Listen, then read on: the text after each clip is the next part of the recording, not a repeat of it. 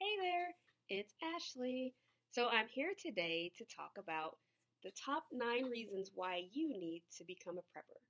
So, before last year, I was one of those people who did not prep. I didn't think that bad things could happen out of nowhere. And then, of course, the great catastrophe of 2020 came, and I learned that that is a false narrative. So, you definitely always want to be prepared. And then, as I started to research more, in prepping, I saw that there are many reasons to prep. Not just because of what happened last year, but there are tons of reasons. And so I'm going to go over this top 9 list of why you should consider starting your own prep situation. Ideal prep situation is to have yourself a bunker in the middle of the ground that is safely sealed and tucked away. But until you can get to that point, there's going to be some buildup. So we'll just go step by step and take baby steps to get there. So, top 9 reasons why you should become a prepper. Number 9. These reasons are going to seem silly at first, but the more you hear, you're like, well, just in case. So, of course, with the craze of The Walking Dead, zombie apocalypse is something that everyone's been talking about for years now. And as far off and as unlikely as it seems, it's still something that, well, if the world were overtaken by a bunch of non-living humans, then I wouldn't want to leave my house. So I need to have everything that I need here inside, and I need to have it boarded up and ways to protect myself as well. So, but just in case, and the likelihood of that happening, you never know, because with science and advances, and now that there is a vaccine going into people that hasn't been tested and vetted for 10 years like it should be, there's no telling what could happen. So let's just be safe. That could be one of the possibilities. Number 8, a meteor strike. Yeah, again, it sounds kind of out there, but with the way the world's been going now, I mean, a meteor could just strike, and if it were to hit in a location that doesn't kill you, but it shuts down everything around you, then you're going to be, SOL if you don't have a way of getting food or basic necessities. So, just in case. Number 7, nuclear war. Yeah, it's actually a possibility. It sounds like it's not, but no, it actually could happen because there's nuclear bombs out there in the world, and they do exist. It's not talking crazy. We know of what North Korea has nukes, and somewhere in the Middle East had nukes, and they were told to give them up. But like, if someone's coming around and collecting your stuff that you feel you have the right to own for whatever reason, not saying it's right or wrong, here nor there, you're not going to give them all up. So there's probably some hidden nukes out there anywhere in the world we don't know, and we don't know who's an enemy, we don't know who's an ally. Yeah, you can say you're an enemy, you can say you're an ally, but we know how that works in the real world. They're called backstabbers.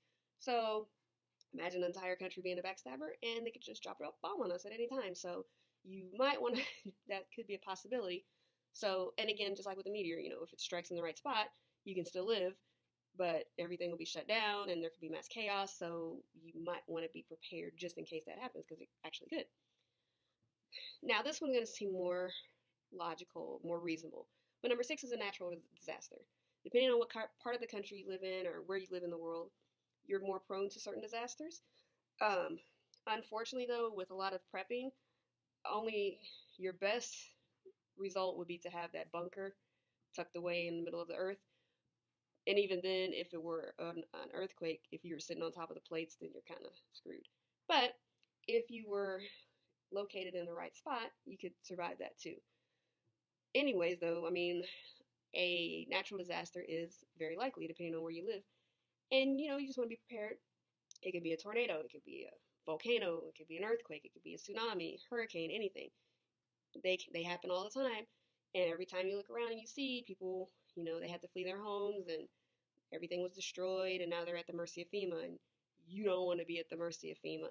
I stayed in a FEMA trailer, whatever those things are called, once before.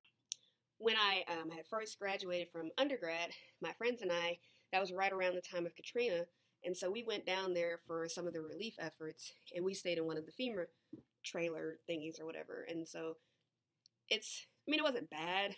I've stayed in worse, but it wasn't like 5-star luxury accommodations. And of course, you think, it's just an emergency situation. They're just trying to get you through. so it's not going to be grandiose, but you don't want to be in a desperate situation where you're at the mercy of others to help you in situations. And I'm going to do another video of reasons why you should consider having your prep stash and all that good stuff. So, natural disasters are very likely and they're very real, and you could find yourself in that, and that could probably be the one thing that you do experience out of this list, out of everything else. If nothing else on this list happens, you might experience a natural disaster. Now, you might not, and that would be perfect, that'd be great, but if you did, it's better, it's more peace of mind in case something did happen.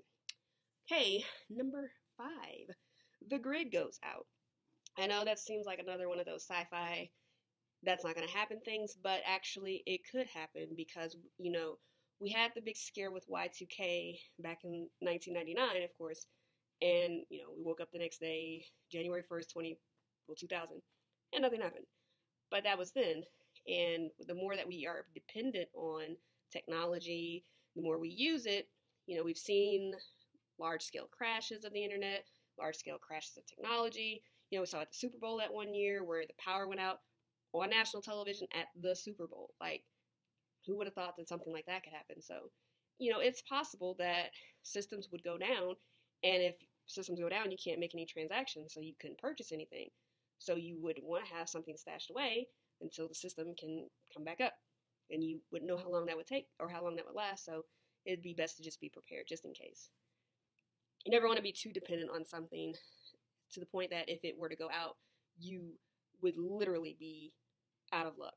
Like, you wouldn't have any other options. That's not a good place to be. Number 4, you're broke. You know, everyone is a disaster away from being homeless. Like, you never know what could happen with your job, with your income. You always want to have something to fall back on. Now, you know, with side hustles and everything, those are wonderful. Don't get me wrong. Like, I'm looking to start a side hustle as well, but it might not sustain your current lifestyle. So if you find that you can't purchase food anymore, or you might have to go without electricity for a couple months or whatever, or you can't make your car payments, or you have to get the water cut off, things like that, you want to have some things in place just in case that happens, so that you're not living in total misery during that time, but you have prepared for it. So it's a little easier of a burden. It's not going to be easy, but it would be a little easier than if you hadn't prepared at all. Number 3, just a regular power outage. Living here in the Midwest, and I'm pretty sure up north too, with all the snowstorms that occur, power goes out all the time. So having yourself a good prepper stash, that's a good thing to have. So that if power goes out for 1 day, 2 days, 1 week, 2 weeks, I think one time power was out for like a month in some neighborhoods, you know, that's actually a good option. Then you're not having to rush out in the elements, because if the power's out because of the weather, then that means that the streets aren't pretty good at all. So you wouldn't want to be caught driving out there in ice and snow that's up to your neck or whatever. So have you a good stash just in case that were to happen. With that stash, we're going to talk about things you're going to put in your stash too, but having you some things to keep warm as well would be very key. Kind of piggybacking off of the last one, but you're snowed in. So maybe you still have a little power, but you literally can't get out because the snow is up to the roof. Like it wasn't. I know I use movies a lot, but if you just imagine that you were in The Day After Tomorrow with snow literally up to the roof. Like, I had to get that episode of Martin when he looked out the window. It was like snow was up to the 4th floor. He's like, how the snow gonna be up to the 4th floor? Yeah, if the snow gets up to the 4th floor, what you gonna do? You want to have something to piggyback off of. So having you a stash makes that burden a little more bearable. And the last reason, and I put this as kind of like the number 1 reason, just because it's like something I never thought would happen. Probably could have put natural disasters as number 1 because it's more likely to. But after last year, lockdowns. I mean, they happened. And it's no secret that they're still happening around the world. So who knows if they're going to happen here again in the U.S. So you just want to be prepared. You do not want to be out there scrambling to find toilet paper like we saw last year. You want to be prepared. And you don't know how intense it's going to be.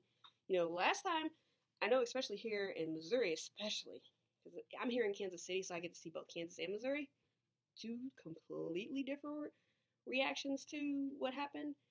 So, very different outcomes. I mean, Kansas, they did statewide, whereas Missouri, Governor Parsons just left it up to the cities, which I really appreciated. But over here in Missouri, we had a lot more options, more things were still open. Whereas in Kansas, like pretty much everything was closed and people were really just at home because nothing was open. They had nowhere to go. But here in Missouri, I mean, we still had a lot of essential businesses still open and you could go through the drive-thru at least, or you could even order a DoorDash. I think you could do that in Kansas too. But we don't know how extensive another lockdown could be. It might be to where you can't get a DoorDash order. You can't get Pizza Hut. So what you gonna do? So that's why I put that one as number one, because I mean, we saw what happened with these last rounds and no one would have ever thought that something like that could happen. And so if something like that could happen and we've kind of, quote unquote, got used to it, who knows what they're going to have next. So just things to think about. And it's not to be scared. It's not for fear factors, fear tactics. This is literally just so that you are comfortable enough so that if things do start to hit the fan, you're not in panic mode. That's the key. You do not want to be in panic mode. That is the worst thing you could be if things start to happen. That's why we have fire drills at schools. That's why we had lockdown drills and active shooter drills in a lot of businesses and stuff. Because if an emergency was to occur, you don't want to be, freaking out. You want to be calm so that you can better handle the situation. You never want to act out of fear. You always want to act out of confidence. And having a prep stash helps you to be more confident. It's not going to make it easy, but it's going to make it more bearable because you are now confident. Where everyone is freaking out, you are more calm and at ease because you have that covered. And you can move on to other things to start prepping for other things. So those are the 9 reasons why you might want to have a prep stash. And like I said, some of them sound very silly, very sci-fi-ish, but after this year, I mean, what is sci-fi? I would have never thought that the world would shut down and I couldn't go to Africa for my summer vacation like I was supposed to with my friend. Yeah, I never would have thought that. But here we are. So just keep in mind, and like I said, I'll have more videos giving you more ideas, and I'm going to show you my little, it is little, but it's a little starter stash. So, till next time, I'm out.